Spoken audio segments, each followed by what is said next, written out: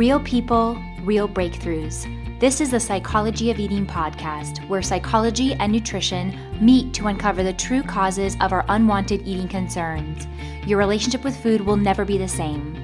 Now, here's your host, eating psychology expert, and founder of the Institute for the Psychology of Eating, Mark David. Welcome, everybody. I'm Mark David, founder of the Institute for the Psychology of Eating, and we're back in the Psychology of Eating podcast. And I'm with Stephanie today. Welcome, Stephanie. Thank you. Glad you're here, and I'm glad you're doing this. And let me just say a couple of words to viewers and listeners, and then you and I will jump in. So if you're a returnee to this podcast, thanks for being here. Thanks for showing up. Thanks for being part of our world. And if you're new, here's how it works. I will be talking with Stephanie for about an hour, and we're going to see if we can push the fast forward button on a little bit of change and transformation in whatever you need, Miss Stephanie. So if you could wave your magic wand, and if you could get whatever you wanted to from this time together, what would that be? What's the big wish, or wishes? To, I guess, feel whole and normal again, physically. I haven't felt that way for a handful of years. So that would be to kind of come back to a more stable grounding, I guess. Mm-hmm. And what's been ungrounded? What's been different? What exactly is going on that you haven't been able to feel whole? I've had a lot of low energy, leading to a lot of low motivation. And I gained weight probably about 2 years ago. It seemed like very quickly. And the way that I describe it is almost that someone came in between the layers of my skin and just kind of puffed them up. It's not been a significant amount of weight, maybe between 10 to 15 pounds, give or take. But for me, I was always small, never had any issues that way. And then all of a sudden, and to someone else, it might not seem very much, but I always wore a size small t-shirt. And all of a sudden now, I can't even fit into a small without it just looking like I'm sucked into it. So, I've gone up to a medium. Okay, big deal. But for me, it's something I have noticed. The energy level, that's been difficult. Then also, I've just noticed things like every time I take a shower, the amount of hair that comes out when I'm combing my hair out. And I've had anxiety and depression for a number of years. So I don't know if that's all of a sudden caught up with me. I just turned 40 in July. So then I wonder too, how much hormonally and things like that are catching up to me, even though I'm in denial that I'm even that age. So there's a number of things. I had struggled with IBS for a while, not clinically diagnosed, just diagnosed myself as the fact that certain things I would eat, just different things, was constantly sending me to the bathroom. I've kind of got a little bit more stable with that using probiotics. But there's just, I always have a bloated stomach that I can't ever get rid of. Through my midsection, my hips, butt, stomach, and things like that, I'm just a lot more fuller than I ever used to be. So it's just things like that I'm just not I'm very uncomfortable in my own skin, that I never felt that way before. Sure. And this started about 2 years ago, yes? About 2 years ago, as far as the onset of everything happening, just very quickly. Other than that, I was maintaining weight, no big deal. I could go and work out and feel like I was seeing results. I feel like now I could go to a boot camp and work my hind end off, doing all this boot camp stuff, which I did a couple years ago, and it wasn't making a difference. I've started doing yoga to try to calm myself, to see if that was helpful. But I've only been doing that for 2 to 3 months now. So it just doesn't seem that from one end of the spectrum to the next that I'm not seeing any results. I'm not seeing anything move. So. So have you seen any kind of doctor, naturopath kind of person for this stuff? I have. Of course, At the beginning, I would, and this was several years ago, I would go into my family physician and say, I'm just not feeling good. I'm feeling run down. I just don't feel like I have the energy. Okay, we'll do some blood work. And of course, thyroid was involved. But always said that everything came back normal. Since then, I've kind of read things saying that, that they only measure the last how many people. So if everybody's sick, then I just fell maybe in the mid range of the sick. That still doesn't mean that I'm okay, is from what I've understood it to be. I did see a holistic nurse practitioner. Her blood work has come back that my iodine is low, my iron is low. I also did the saliva hormone testing that was sent off and come back that she got the results for. My cortisol levels were really high and my testosterone was really low. Mm-hmm. So I've not done that. That was right about the 2-year mark that I had done that. I've not repeated it since then.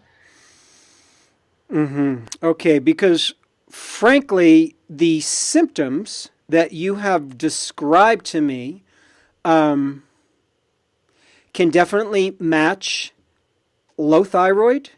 It can potentially match Hashimoto's, maybe.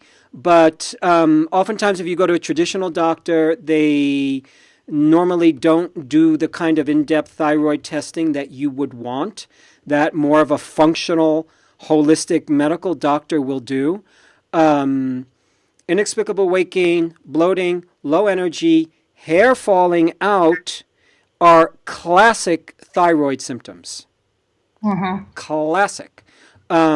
So I would love to make sure that you have a good professional in your court who has a very clear eye on that, because I would hate to see you go to another freaking boot camp when it doesn't matter if you were in boot camp for the rest of your life. If there's a metabolic issue going on, right, then that has to be addressed. So if you're low iodine, definitionally, that is impacting the function of your thyroid.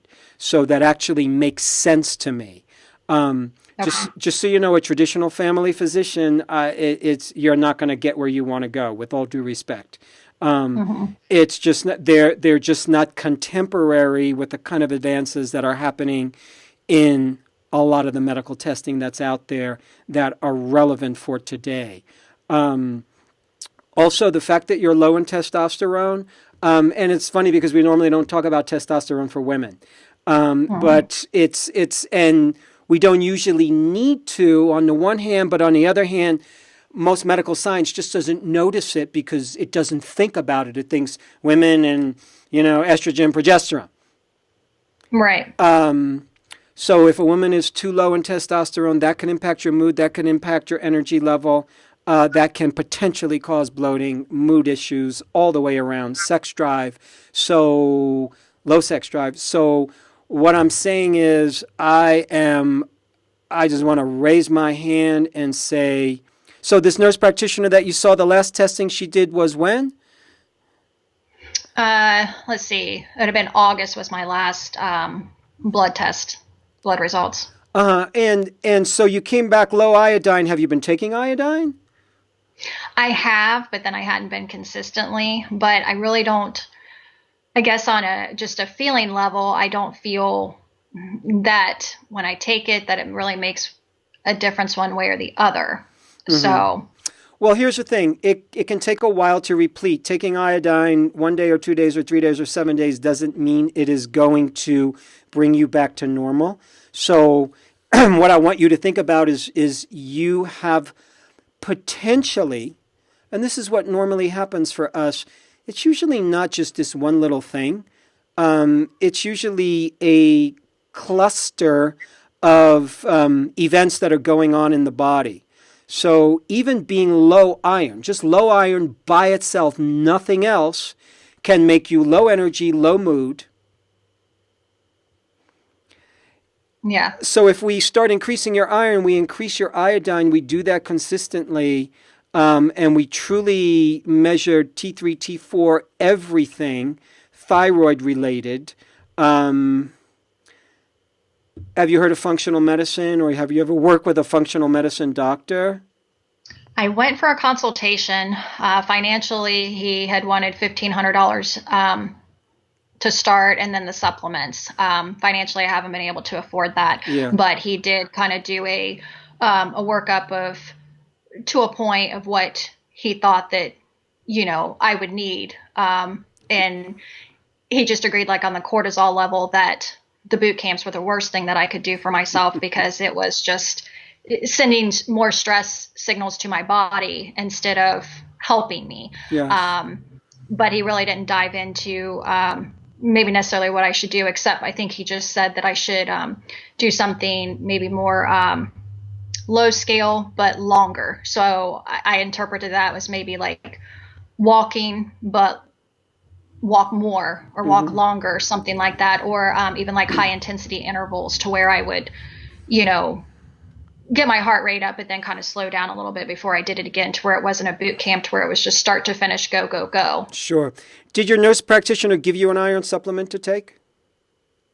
She said to just do over the counter, like 25 milligrams once a day to start, and then up it to 2 times a day, but then also to take it with vitamin C. Okay. Did she recommend any particular form of iron, or she just said get any iron? She said to do just like I'm not sure if she said the name or not, but just like a gentle form, to where obviously it wasn't, hard on my bowels. Okay. So have you been taking that consistently? I've been taking it. I can't say that I've been doing it consistently, but I have been taking it. And me being consistent, that's my fault. But yes, I do have it.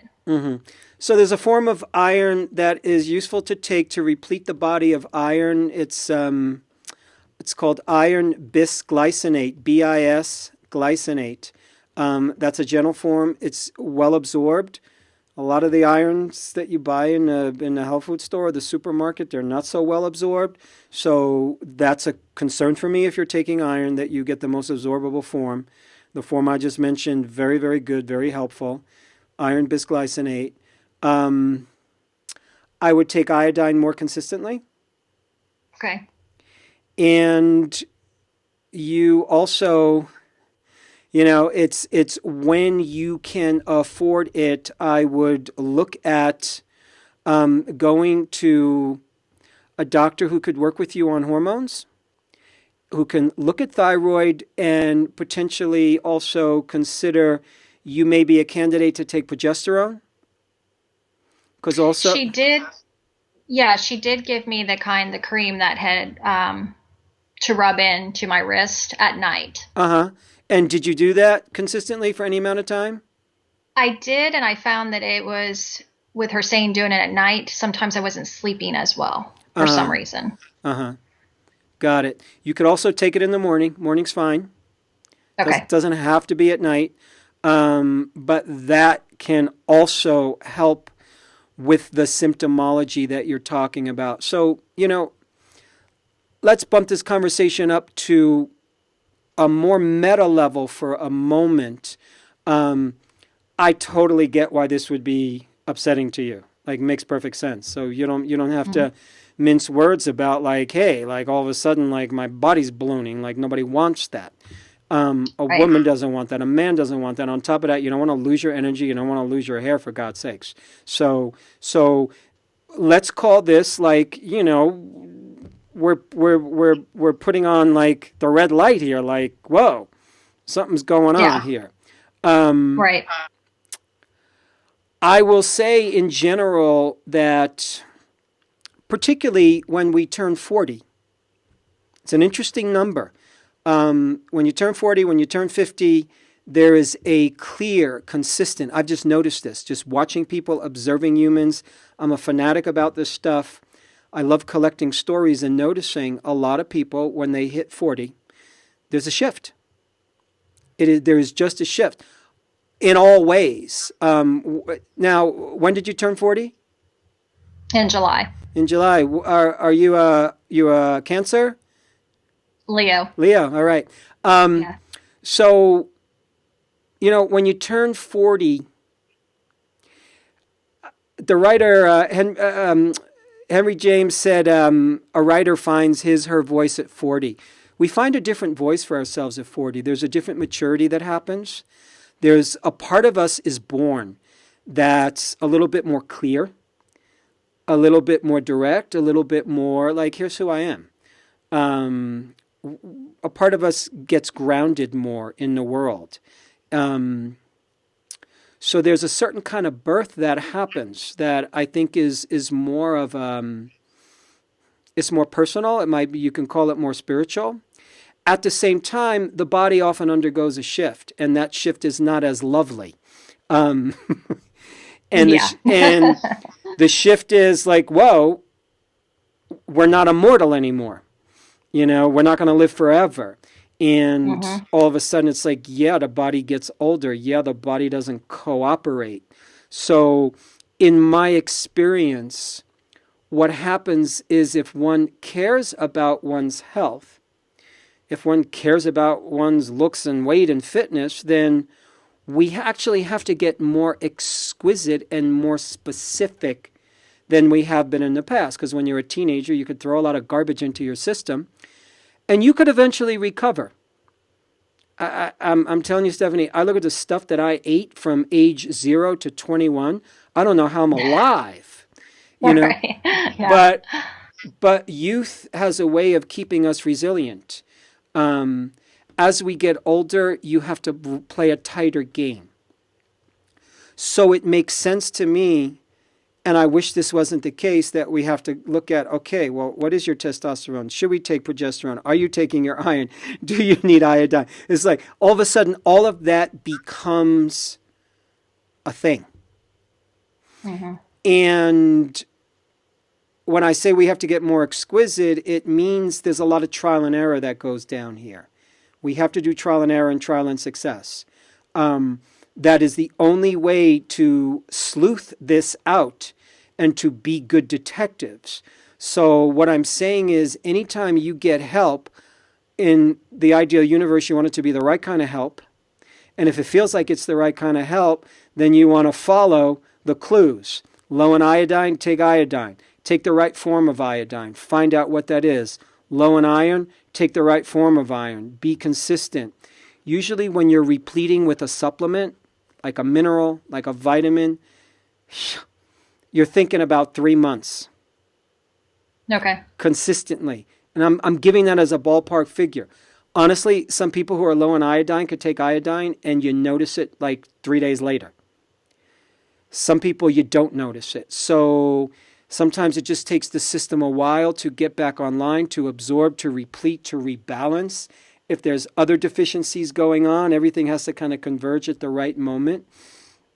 So all I'm saying is, I want to see you, and I think you're doing this, but I'm just saying, yes, do this and do it better and better and better. Just start to be more of a scientist of your own body. And it's trial and error at this point to see what works. Because there's no, oh, here's what's exactly going on for you. The bloating,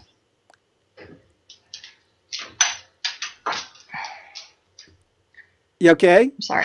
Yeah. Yes. How's your digestion? Just by itself, you eat a meal. How does digestion feel? Sometimes it just depends.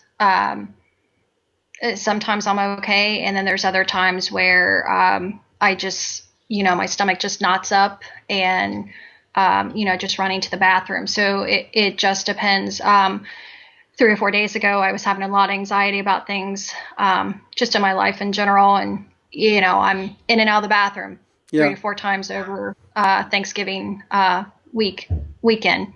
So it just depends. I struggle with what to eat. My husband is one who, he doesn't care what he eats. He should, but he doesn't. And so when he goes out to eat, he'll just order anything he wants.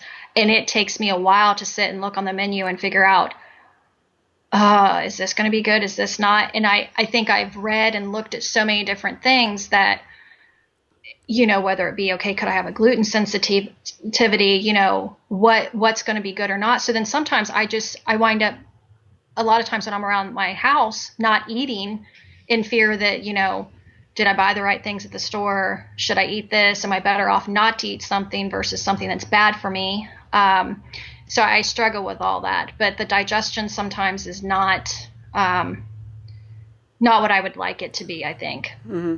Do you travel? Did you have any experience of foreign travel a couple of years ago?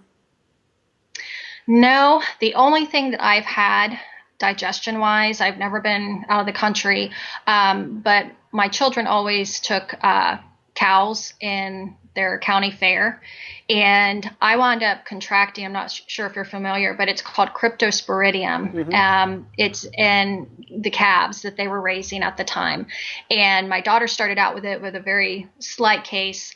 I got it more severe, and close to a week went by before 3 trips to the emergency room before they figured out this is what it is by testing a stool sample and then getting a hold of our veterinarian to say, this is what it is. So I had Cryptosporidium. So by the time they caught everything, I was low in every mineral possible. So I was in the hospital for 5 days to replenish my system. That was in March of 2010. And I lost I think I lost probably about 15 pounds just over that course of time. Since then, I'd questioned that, whether there was some type of parasite in my intestines. So here, through the holistic nurse practitioner, I did do a stool sample for it was for the Cryptosporidium, I believe, or for any type of parasites. And I want to say, I forget what that one that the dogs that they test for. It starts with a G or something like Gardia, or I forget what it is. But anyway, everything came back that it was negative. So I assumed that my system was okay, but I had questioned that ever since I had that maybe there was something that just, because the treatment for it was just a 3-day pill called Alinea. And you hope that something like that takes care of something, but because I had digestive issues, pretty consistently since then, I wondered if there was anything lingering. So from the test that I did, which I don't know how in depth it was, it came back negative for any parasites. So since that time, since taking that medication, your digestion hasn't been the same. Is that what you're saying? That was 6 years ago. Yeah, I'd say it's been off kilter. I don't know if that was the thing that triggered everything necessarily. I mean, there's always times I think I just tend to be a nervous, anxious person anyway. So unfamiliar situations, not going to be on time for something, things like that send me into a stress response. Automatically, my body compensates by, sending it out. So I tend to be that way anyway. But a lot of times this was just stuff where I would, eat something, and next thing I know, I'd just be standing there and, I've got to run, make a trip to the bathroom. So trying to piece together, and it got to the point it was a joke with my children and stuff, like, oh great, here mom goes again, she's got to run to the bathroom. I'm like, I really wish I didn't. It's not fun, so.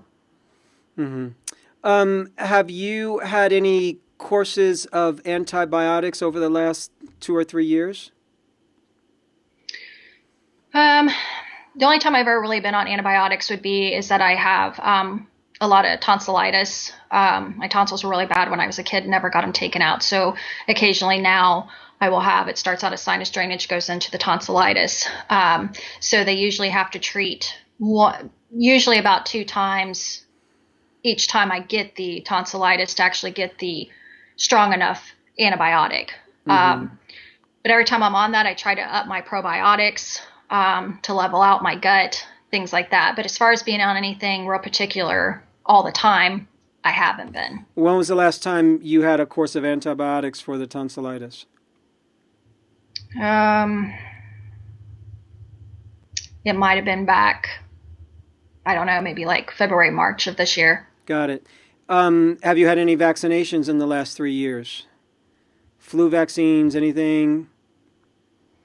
No, I've never got the flu vaccine. Trying to think, I might have had like a hepatitis B. Mm-hmm. And you did that because? At the time, my grandma was ill, and I was looking into where it could be a home health care nurse and take care of others, but then I also could get paid to take care of her because I was working with her anyway. So I was looking to do that. So, Got it. How long ago was that? oh, it's probably been maybe 3 years, Okay. 3 to 4, something like that.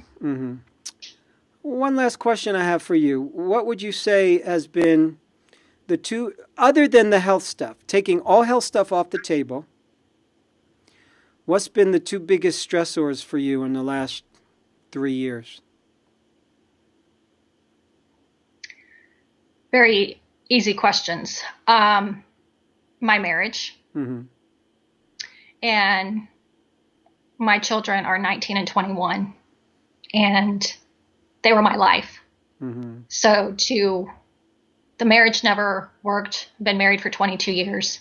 It didn't work after the first 5, but continued to stay because of the kids. So I threw myself into them.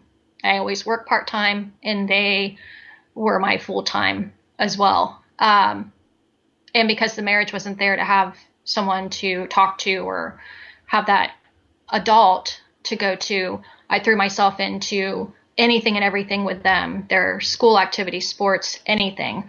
So my daughter went off to college. That was tough, but my son was still home. And then last year he decided to go to the same college as her. And I really feel like last year I went through a grieving period where I just didn't know what to do with me. And still to this day, I beat myself up that I'm 40 years old. My marriage is horrible. I don't feel appreciated, loved, or wanted on any certain day.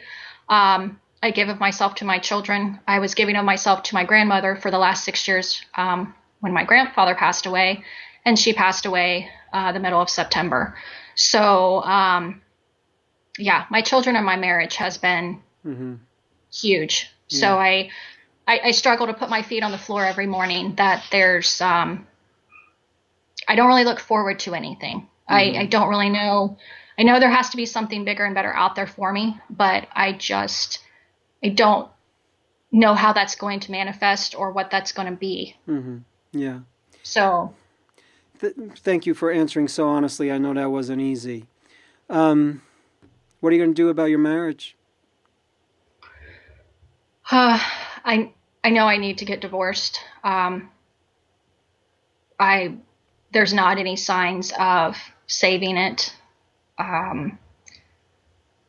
But it's always been a thing because I got pregnant when I was 18. I didn't ever go to college, so it's been and they were my world. So now trying to have any type of education and financial stability on my own, because he has been the breadwinner, for me to make that stand and leave. So it's always that waiting game of when I'm going to be able to.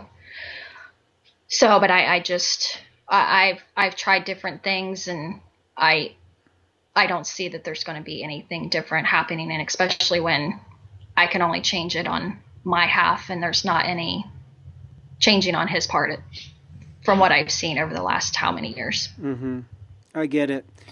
So you have got a challenging situation there, young lady. I get it. Yeah. I get it. You're not in an easy time at all, because on a lot of levels you did what you knew how to do, which was you dove into being a mom, and you probably excelled there tremendously, and you dove into, serving in the ways that you can serve. Society doesn't pay us money for that, unfortunately. Yes. It doesn't. And I wish things were different in that regards. Me too. So here you are, the kids are not a huge part of your life in terms of having to raise them moment to moment, day to day. The marriage isn't feeding you. And for you to leave, I'm just kind of trying to repeat what I've heard from you. For you to leave, it's like, wait a second, I can't fully support myself right now because I haven't been in that world. You've been in a whole different world. Right. It's excessively difficult to step into that universe if you've kind of never been in it. No. You've kind of never been in it. So it would be scary. It would be crazy. And you have a big task in front of you. On top of that, your health is starting to challenge you. And you're trying to manage all this at once. Yes. That's huge. I just want to like say time out for a second. That's like really big. So Yeah. to me, if it feels daunting and confusing and crazy, if it feels that way to you, I understand. If I was in your shoes, I would probably be in way worse shape than you might be in. So all I'm going to say is like, wow, good for you for doing the best you can to help yourself and trying to keep your eyes on like, whoa, what's next here? I think first and foremost, you have to find hope. Yeah. I don't know where you're going to find that. I really don't, because it's very personal and it's very spiritual or religious or whatever word you have for it. But you've got to find hope, because on a certain level, and I really mean this, Stephanie, if we don't have a good reason to be here, then there's not a good reason to be healthy. The reason to be healthy is because I got things to do. I got kids to raise, places to go, people to hang with. I want to eat. I want to have some fun. I want to have love. Be healthy. And all that stuff really works nicely. If I don't have that, why should I be healthy? Like, what's the point? Right. So it feels to me like there's also you're at an interesting choice point here. And the choice point is, I think, and I know you've thought of this, can you leave and still be supported? I don't know what the legalities of it are. I hope you talk to a lawyer at some point to understand what happens if you get divorced financially. Right. What your husband is responsible for and what he's not. So, have you spoken with a lawyer? Not recently. It's been a couple of years since I've seen someone to ask about anything. So, and at the time I still had the kids, so I knew there was child support. So I don't know as far as alimony or anything like that, how it would all work now. So that might be worth the money to you to have that conversation with somebody, so you can understand. There might even be a lot of lawyers out there who will have a complimentary conversation with you, and you can just tell them, listen, here's my situation, here's my deal. I just need to know, like, am I entitled to anything? Because if I'm going to start paying you to help me, I need to know that there's a reason for that. And I'm going to guess that you potentially have a lot more on your side than you know. It might not be as bleak as you think from a legal/financial perspective. I'm just saying that. Yeah, I'm not sure. I mean, I would like to, but that's to believe, but that's always been a fear. I take pride in my home and things like that. We're homeowners and I would like to keep the house. And that's always one thing that has been shoved in my face and hung over my head. Well, how would you afford the house when I'm the one who mows the grass from everything from the outside to the inside? And so I'm the one who takes pride in where we have been, mostly because any house that we lived in or apartment or anything through the years, I made whatever dwelling and four walls we were in, whether it was a house or an apartment, I made it a home because I had children. So I would like to keep where I live, but I don't know, is that something where I could keep the house, and if there would be any alimony and things coming back towards me until I could get on my feet better. Yeah. I really want to see you empower yourself more, because right now you're not feeling that. You're not feeling hope and you're not feeling empowered. And one of the ways to feel hope and feel empowered is to gather more information. You need just data. You need facts and information. Those facts and information might turn out to be good. Those facts and information might not turn out to be good. We don't know. Right. But I think you have to find that out, because in a weird way, the challenging part is just beginning for you. You know, the challenging part is just beginning for you. And a lot of times we get stuck because we don't want to go through the pain, because you know that this process is going to be freaking painful. Yeah. Even in a marriage that is no longer working, in a relationship that's no longer working, you know, you have friends, you've been around a while. It's still hard for people to leave. You could know somebody in an abusive relationship and they still have a hard time leaving. So it's hard. It's hard, especially it's long term. You've raised kids together. There have been certain things about the relationship that have been successful, certain ways that you've supported each other, certain habits that you've gotten into, things that don't work. Breaking up is painful. It's just painful. And yeah, people get nasty sometimes. People get dumb. He might be one of those guys. He might not be. I don't know. But the reality is you have to empower yourself. Because if you live in fear of what's he going to do or not going to do, then you don't have yourself. Yeah. I understand. Yeah. So at the end of the day, it's you're going to have to make the choice at some point that I'm going to face this pain. It's going to be painful. Yes. It's going to suck. Divorce sucks. Separation sucks. Splitting up all the possessions and trying to figure that all out, it's never easy. I don't know anybody that ever says, yeah, that was such a great process. I've gone through a divorce. I know what that's like. It's not fun. So on a certain level, let me say this. You potentially have a whole new life in front of you. You have no idea what that new life is because it seems so far away. And it is a little bit of far away right now because there's a lot of steps you have to go through to get to what your new life is. You don't know what it's like to be a single adult. You don't know what it's like to be a single woman. You don't know what it's like to have to earn money and support yourself in some way. Those are some awesomely huge unknowns. The financial piece, arguably the most difficult because it's basic to your survival. I mean, you know, I need what I need to live. I want my house. I want my security. So that's some difficult stuff to face.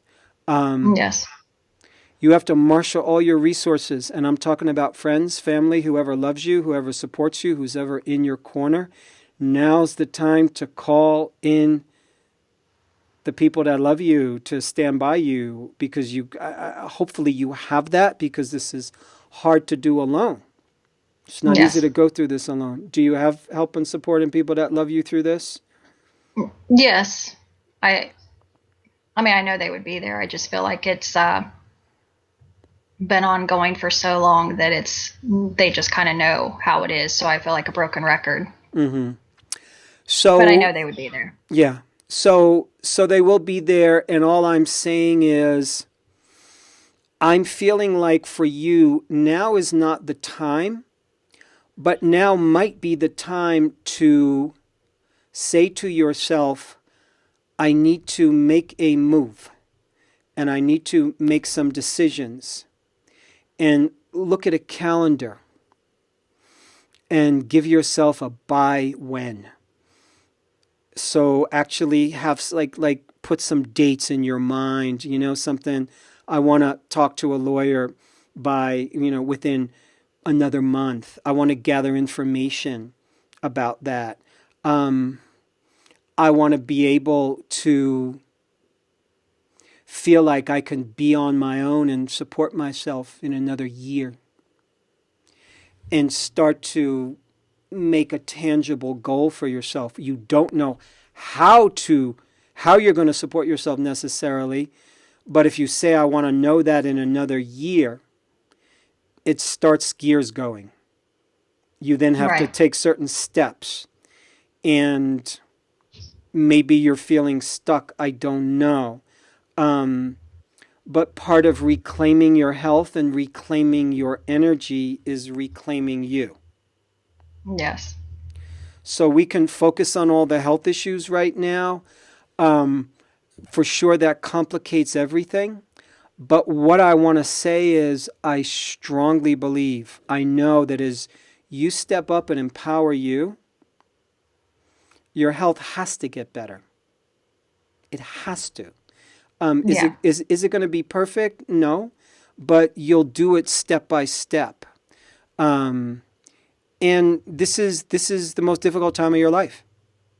Like up to Yeah. now, this is arguably the most difficult time in your life. I think if you could truly own that and acknowledge that and know that, yeah, you don't know what you're doing. You don't know how you're going to do it. And take a big deep breath. And I don't know how you find hope, but that is so important at this point, is to find the hope and the momentum to take the risks that I think you know you need to take. Okay. Yeah. Do you know what I'm saying? I do. Yeah. I struggle with pulling from deep inside to think that I have that strength and power. So, or finding that reason. My children were always that reason. So it's just compiled things with them not being, that's something I have to dive into every day. They were that reason that I got up and pushed through every day. Mm-hmm. And I still live for them, but not in the same capacity. Yes. So here's the thing. I have a 23-year-old son. What I know about him very clearly is he wants me to be happy. And that, truthfully, the more happy and empowered I am, the more I'm being me and the real me and a good version of me, the better it is for him. Because there are kids, and it's like they're saying, yeah. Now, it doesn't mean we don't go through difficult stuff. It doesn't mean we don't go through breakdowns. It means we go through difficult times and then we rise up. You're setting an example for your children of how to be adults. So they're not children anymore. They're not quite adults, quite frankly. So a lot of ways they're still your kids and not in the same way. But your successes, your efforts for yourself will have a huge impact on them. Huge. So if you want to pull the kid card, I'm totally happy because they will get so much out of your transformation. You have no idea. You have no idea how that's going to stay with them into the future. And be an example for them because they want their mother to be happy. Right. That's their bottom line. So that's a gift that you give to yourself. It's a gift that you give to them for sure. And I think you've accurately figured out that you also have to start doing stuff for you. Yeah. And in a weird way, Stephanie, there's a part of you that's still this 18-year-old girl who's very innocent and was thrust into being a woman like fast. Mm-hmm. You were thrust into responsibility quick. Now, quite honestly, 100 years ago, that was not an issue. 70 years ago, that was not an issue. My mother had my sister when she was 17 years old and was a great mom and was awesome. And that's what they did back then. Mm-hmm. Nowadays, it's a little bit different. And you jumped into this at a very young age for this day and age. Right. Yeah. And now I think what's going to happen is your life is now going to be more about Stephanie and like, who are you? What do you want? And it's okay if you don't know. It's okay if you don't know. It really is. Because you could also know what you don't want. Yeah. Certain things. I think I know more. Yeah. You know what you don't want. Yeah. I think I know more about what I don't than what I do. which is fine, which helps us get out of certain situations, which will help you graduate from your marriage, because you know that there's aspects of the marriage that don't work. Does your husband want to stay married? I think it depends on which day it is. He's very laid back, so things sometimes affect him, and then other times it doesn't. My daughter recently came to me, actually the day before Thanksgiving, and was very gentle and compassionate with me, but she said, you guys need to get divorced. You guys aren't happy. You're not healthy. She didn't as much say it about me. My husband has gained quite a bit of weight, and he's taken on a lot of responsibility at his job recently, and she's fearful for his health. So she has asked us to. Are you able to have honest conversations with him? Yes, but it's all one-sided. I never get any thoughts back or any communication. He just stares at me, and then I just have to walk away. There's never any dialogue at all. Does he have any interest in counseling, getting a little help, getting a little support in that way? Is that something he would do or he could afford to do? We've tried maybe 2 or 3 times over the last 22 years, and it's just never, either he couldn't make it because of work, or we just got in there and spun our wheels. He said his part, I would say mine, and there was never a resolution of anything. So it was just, why are we wasting time and energy and money? So I don't feel like that it probably was ever given an honest shot. I think it could have been helpful, but it didn't go on long enough. So my suggestion to you is that you set a timeline for yourself. You set some timelines. You set some dates. And you start to make your life more real in that particular way. Because I think if you just let things float, they will continue as they are. Your symptoms will continue to be symptoms. Things will probably get worse for you, for him. You'll try to coexist. It won't work. So it's either you jump into fixing it or you get out. Like really, it's almost an either or. Either is fine, really. Yeah. Either's fine, but it sounds like you might be the one driving that decision. Yes, very much so. And I think that's scary too. Not that I want to be drug or pulled by someone else. I guess I would rather be the one in control. I guess I just don't even know where to start or to gather those tools, or that I feel like if I start that, I will just break down and give up, or, that I won't keep pushing through. So That's why I asked you about the people in your life who are there to support you, because they are there to support you to understand what your fears are, what you think your weaknesses are. And it's like, hey, here's where I need support. I don't know if I got the energy. I don't know if I'm going to have what it takes to like push through this. If I'm going to break down, like I need you guys to keep an eye on me. So it's about you learning to marshal the resources that you have. Part of our fear of not having enough resource means money. Resource means things. Resource means human resources, people in our life. One of the biggest challenges is we don't always use the resources that we have in a good way. We don't always, you might not have a lot of money, but do you spend it wisely? You might not have a lot of energy. Do you spend that energy wisely? So it's really you starting to look at the resources that you have and really call upon those resources. And I'm especially thinking of human resource. I'm especially thinking of people resources, to really call that in. Okay. That's so important here. That's so important because you cannot do this alone. You cannot do it alone. I would love for you to literally write down a list so you can see it of who's your team.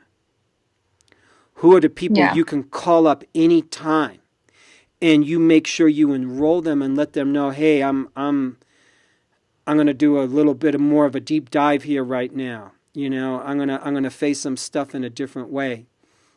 You are not aware of the power that you have. There's places where you're just lacking confidence right now, and life is just going to ask you to work in those places. So you're going to be in the sort of workshop where you're going to be learning confidence as you go along. But the way you learn how to be more confident as a public speaker is you be a nervous public speaker and then you get in front of an audience. That's how you do it. The way you learn how to be more confident on an airplane and not get all jittery is you get on an airplane and you breathe. For you, it's less about stress management. It's less about calming yourself down, in my opinion, and it's more about going into it. Believe it or not, it's more about actually going into the belly of the beast. Because what's happening is you're getting afraid to go to the places where where you know you need to go. Yeah, I shut down. I know. I will start to go there, and then it's that fear sets in that says, I can't possibly do this. So then everything just stops, everything shuts down. And then of course with that depression, anxiety, everything just starts, flowing in. Yes. So you know that about yourself, and that's the place where you get derailed. And that's the place that you have to grow. I'm really, it's as simple as that. It's no different than you encouraging one of your children to work harder in a place where they need to work harder. It's the same thing. And part of working harder means as you gather your resources, you have people around you, people who are there for you, people you can trust, people you can come to and say, God, I blew it today. God, I got all scared. God, I chickened out. Or, wow, I had a success today. Or, oh my God, he said this, I said that. What should I? All of it. Support will help you go a long way. But you have to be more on it about that. This is a gift that you give to yourself. You're learning how to gather strength for yourself. There's a chance that when you got married, you didn't know a lot. You were still a kid.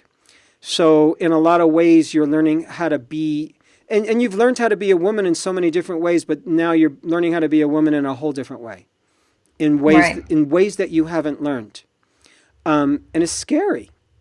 It's understandably scary. So if you're scared, just know that makes perfect sense. Any human being in your shoes would be peeing in their pants, in my opinion. Okay? Yeah. So the fact that it's scary and it stresses you out means you're paying attention. It means you're not drugging yourself and distracting yourself. It means you're awake and you understand the gravity of the situation. So what I want to say to you is, though I don't know you super well, from this conversation, I firmly believe that you have what it takes to birth yourself through this. I appreciate it. Yes, but it is like a birth. Now, I've never given birth, but I've observed it. You know the experience of it. You got to squeeze that little puppy out of there. And it's bloody and it's messy and it's painful and it's weird and it's strange. And there's something good on the other end. But man, why is this so difficult? Right. Yeah. Same thing. So there's a birth at the other end and you don't know who's going to be born. But I promise you it's going to be unimaginable in a good way. You don't know. You don't know. You don't know. And there's where you start to gather hope for yourself. And there's where you start to dream a little bit. And there's where you start to go, maybe there is a new me at the other end of this. What could she potentially look like? What could she potentially be like? start to feel into her. Start to feel into that future self just a little more. Because you need to gather some momentum for yourself, is kind of how I'm feeling. So gathering momentum means people around you, because right now your body doesn't have enough juice in it to push through all this. That's why I keep harping on people. You have to bring that kind of resource into play. Okay. Yeah. All right. Yeah. Yeah. So, so we weren't able to just kind of push a button and fix things. But what I feel has happened is, you've been very generous in being super real and super honest about your life and where you're at. Just from a standpoint of people watching this, you've been very daring to share what you've shared. And I just honor that and I respect it a tremendous amount. You don't know how brave that is. If I didn't know your story and I was just talking to you about these things without them being presented as a problem, I would say like, wow, this is a woman who's really on her game and who's really, she's paying attention to life. This is an empowered lady. There's places where you probably don't give yourself enough credit for who you are because you haven't been feeling good about yourself. You haven't had enough input from the outside helping you feel good about yourself. So you're actually missing that piece in your life right now. Yes. I really also want you to keep an eye out for who are the people that help acknowledge you. Who are the people that give you feedback that juices you up? You really need that. You just need some food. That's like food for you right now. Just getting positive feedback, and that could be an exercise that you do, a plaything that you do with your girlfriend. Listen, I'm feeling shit about myself right now. Do me a favor, take 5 minutes, tell me all the things that are great about me. Really, that would be great for you. Because it feels like your system is a little hungry for nourishment in that way. So at least start to get that from your friends. If you can't get it from your relationship, get it from the people closest to you. Okay. Yeah? Yeah. Stephanie, I really appreciate you just being willing to just reveal yourself and share yourself. And I truly feel like you can do this. I really do. And I know it's going to be hard. I know it's going to be hard. And that doesn't mean you can't do it. It just means it's going to be hard. Yes. Yeah, I know. Yeah. And we get to visit each other in another 5 months if you like to just do a follow-up session. My team will reach out to you. I'd love to connect and see how you're doing at that point. And yeah, that'd be great. Yeah. Thank you so much. Really. Thank you. I appreciate it. Yeah. Thanks, everybody, for tuning in. I appreciate you all for dropping in, being on this journey with us. Once again, I'm Mark David on behalf of the Psychology of Eating podcast. Take care, my friends. I hope this was helpful. Thanks for listening to the Psychology of Eating podcast. To learn more about the breakthrough body of work we teach here at the Institute for the Psychology of Eating, please sign up for our free video series at ipe.tips. That's I for Institute, P for Psychology, E for Eating.tips, TIPS. You'll learn about the cutting-edge principles of dynamic eating psychology and mind-body nutrition that have helped millions of people forever transform their relationship with food, body, and health.